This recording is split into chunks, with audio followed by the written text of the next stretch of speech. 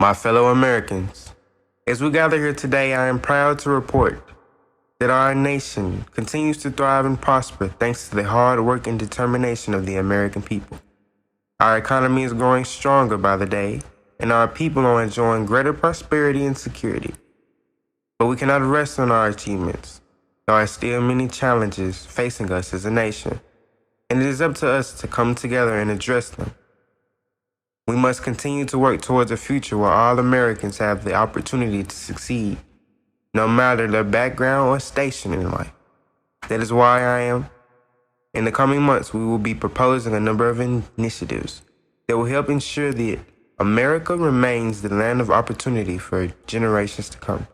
We will be working to lower taxes, reduce regulations, and create a business-friendly environment that will attract investment and create jobs.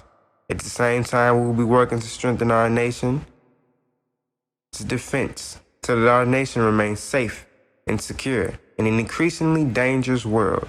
We'll be modernizing our military, investing in cutting-edge technology, and training our men and women in uniform to meet the threats of the 21st century. But perhaps, most important of all, we must work to restore the sense of unity that has made America great. In the recent years, our political discourse has become increasingly divisive, with Americans divided along the lines of race, religion, and ideology. This must change. We must come together as Americans and remember that we are all in this together. So let us begin today by recommitting ourselves to the ideals that have made our nation great.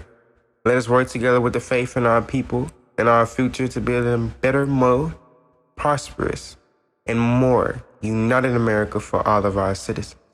In these challenging times, it is more important than ever that we remain steadfast in our commitment to the values that make America great. We must never forget that our freedoms and way of life are constantly under threat from those who would seek to do us harm. That is why we will be taking strong action to protect our nation from the forces of communism and other ideologies that seek to undermine our way of life. We'll be working to strengthen our intelligence capabilities to better track and counter the activities of foreign adversaries. We will be building up our military so that we are prepared to defend our interests and our values wherever they may be threatened. But we must also be mindful of the challenges that we face here at home. Our dependence on foreign energy sources undermines our security, threatens our economy, and limits our ability to act in our own best interests. That is why we will be investing in American energy to promote self-sufficiency and ensure that we have the resources we need to secure our future. We will be expanding domestic energy production, promoting the use of clean energy and renewable sources, and working to increase energy efficiency. And we will be supporting American businesses and workers so they can continue to thrive in a rapidly changing world. So let us begin today by recommitting ourselves to the principles of freedom, security, and self-reliance that have made our nation great. And as we gather today, I am proud to report that our nation is facing new challenges, but we are also finding new solutions. We are rising to meet the challenges of the 21st century and ensuring that America remains the strongest and most prosperous nation on earth. And one of the biggest challenges facing our nation today is the issue of border security. We cannot afford to have our security and sovereignty compromised by those who would seek to enter our country illegally. That is why we will be taking strong action to secure our borders and protect our people. We will be building a wall, increasing border patrol, and deploying technology to prevent illegal crossings. We'll be working with partners in Mexico and Central America to address the root cause of immigration and to ensure that our borders are safe and secure for generations to come. But we must also address other critical issues facing our nation, such as sex trafficking and the opioid epidemic. The scourge of sex trafficking is a stain on our nation's conscience, and we must do all that we can to stop it. We'll be working with the law enforcement and victim advocates to crack down on trafficking networks and to provide support and assistance to those who have been affected. And we must address the opioid epidemic that is affecting communities across our nation. The spread of fentanyl and other dangerous drugs are tearing families apart, and it is destroying lives. That is why we'll be investing in treatment and recovery programs and working to reduce the flow of drugs into our country. So let us begin today by recommitting ourselves to the principles of security, justice, and compassion that have made our nation great.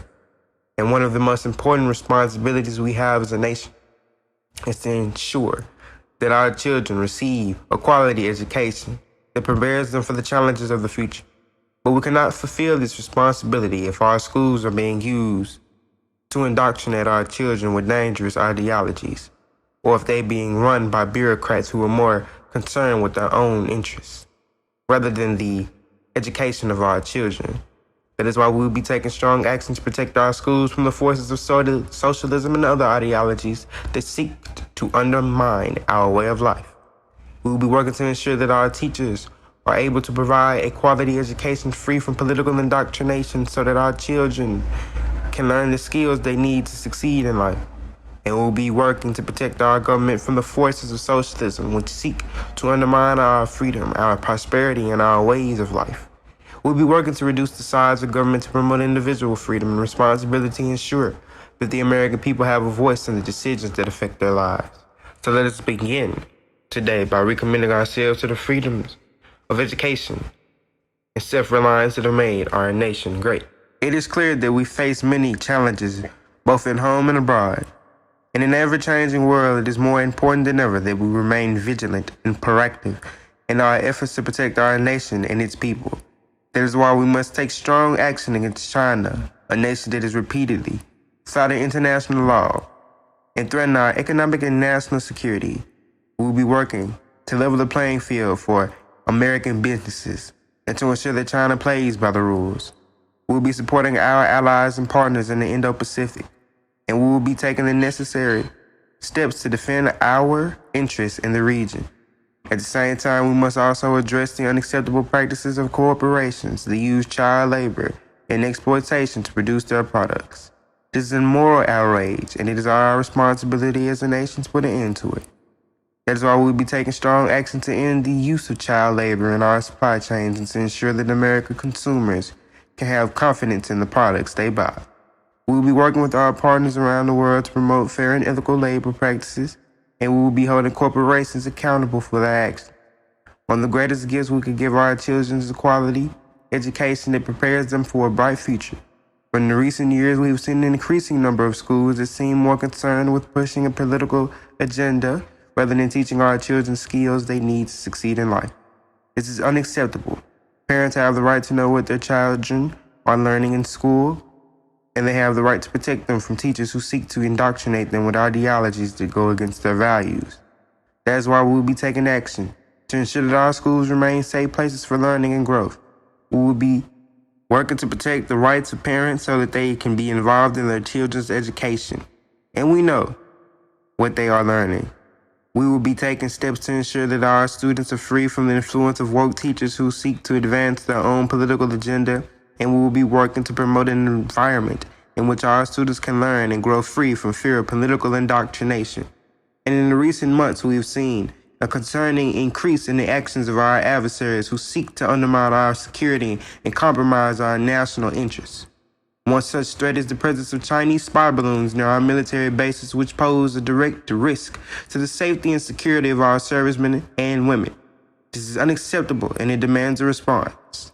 That is why I am urging Congress to take strong and decisive action to counter this threat and protect our nation. We must send a clear message to the Chinese government that their actions will not be tolerated, and that we will take whatever steps are necessary to ensure the safety and security of our nation. To that end, we will be working with our allies and partners to pressure on China to end its aggressive behavior. We will be strengthening our intelligence capabilities and ramping up our military readiness so that we are prepared to respond to any threat. And we will be making it clear to the Chinese government that there will be consequences for their actions, and that we will not hesitate to use force if necessary to protect our national interests. I am proud to report that our nation continues to make progress in many areas. But there are still many challenges facing us, and it's up to us to address them head on. One of the greatest challenges we face is the need to restore public trust in our government and our political system. For too long, career politicians and special interests have held too much power and influence in Washington. They have stifled progress and hindered the ability of our government to serve the American people. It is time for a change. That is why I am calling on Congress to pass legislation that will impose term limits on our elected officials and limit the influence of special interests and lobbyists. This is not about punishing any one political party or ideology. This is about putting the interests of the American people first and ensuring that our government is accountable to the people it serves. By putting limits on the terms of our elected officials, we will ensure that fresh ideas and perspectives are brought to the table. By limiting the influence of special interests, we will ensure that our government serves the American people and not just a small, powerful elite. So let's begin today by recommitting ourselves to the principles of accountability and transparency that are the cornerstone of our democratic system. Let us work together with the confidence in our people and in our future to build a better, more responsive, and trustworthy government for all of our citizens. Thank you, and God bless America.